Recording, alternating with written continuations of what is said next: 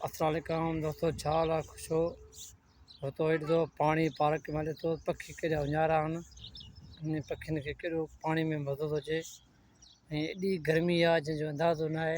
हीअ तव्हांखे ॾेखारियां थो वण बि कोन थो एतिरो हिले। ऐं हीअ ॾिसो गर्मी में पखी ॾिसो कीअं था वेझनि। ऐं तव्हांखे गुज़ारिश आहे त पखियुनि जो पाणी रखियो रोडनि ते।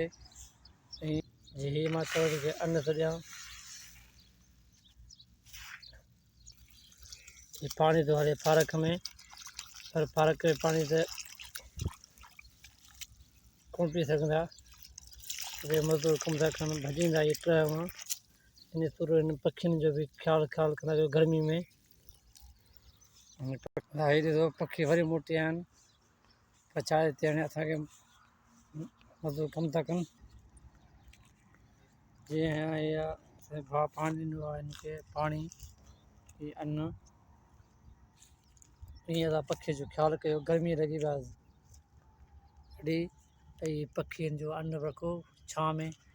जीअं पाणी रखियो आहे, पाणी भरियो पियो आहे, पखी पीअंदा पाणी अची हाणे।